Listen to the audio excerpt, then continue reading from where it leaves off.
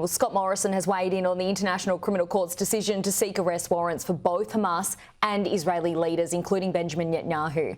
Now, the former Prime Minister took to X to say that the ICC has surrendered its legitimacy in creating a moral equivalence between terrorists and a nation. Joining me live is Shadow Foreign Affairs Minister Simon Birmingham. Simon Birmingham, thank you for your time this morning. What do you think about these comments made by former Prime Minister Scott Morrison?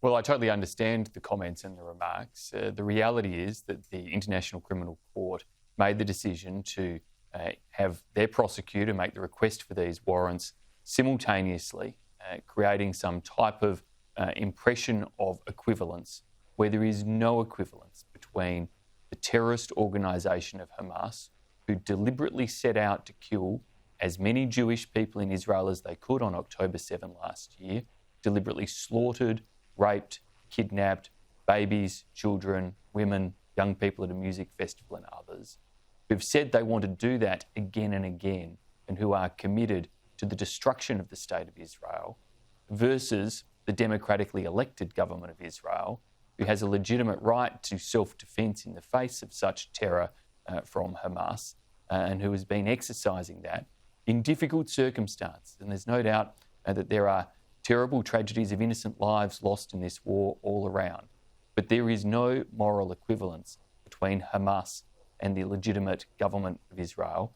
And the fact the ICC has created that impression has brought great shame upon that organisation and the type of comments genuinely made by Mr Morris. Well, Anthony Albanese, has pointed blame for the ICC warrant decision back at the Howard government for signing up to the courts in the first place. The coalition thinks the ICC made the wrong decision on Israeli officials. Does the PM have a point, do you think? Well, what is the Prime Minister's point? Australia sadly has got a Prime Minister bereft of being able to make a clear position on this. Is when he makes that point, Anthony Albanese saying that it was a mistake for Australia to have signed on and joined the ICC? Is that the point Anthony Albanese is making? And is he suggesting that he and his government would withdraw? If that's what he's suggesting, then he should say so.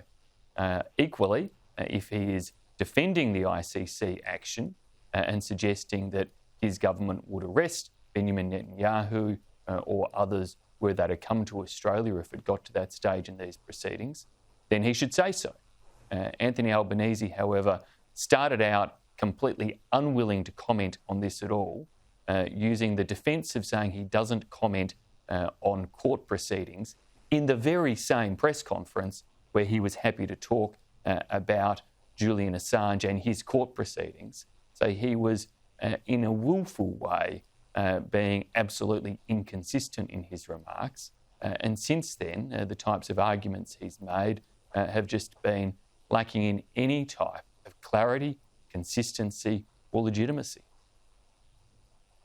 It's been flagged that Australia should withdraw its membership from the ICC. Do you support these comments?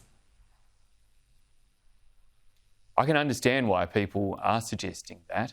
Now, there is obviously another stage to go before we get to the point where proceedings move into territory that would be deeply, deeply concerning.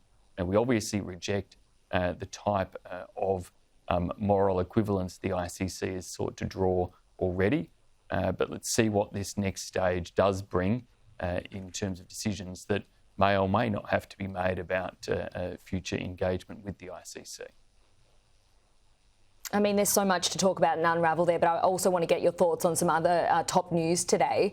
China has carried out live-fire exercises around Taiwan. This is just days, of course, after the inauguration of the new Taiwanese president. It's a move that many predicted, right? You've criticised China's actions. Will China listen to calls for restraint here? This is deliberately dangerous action by China. It is action that risks miscalculation and risks escalation, and those risks should never be underestimated, and it's why China should not be undertaking this type of dangerous and destabilising activity in the first place.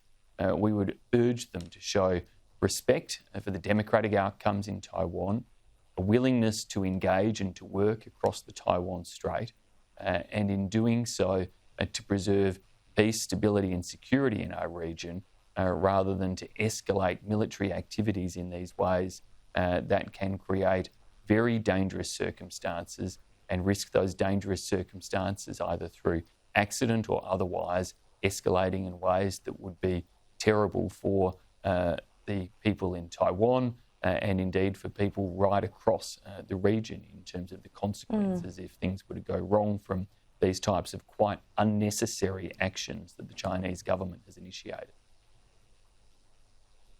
Do you think Australian troops would be required to assist in the AUKUS alliance if conflict did escalate in the region? Who exactly makes that call? There's been mixed messaging around this. Well, ultimately, any decision to deploy Australian troops is one for the Australian government of the day. And there will be and would be many factors that would have to be considered in any such deployment.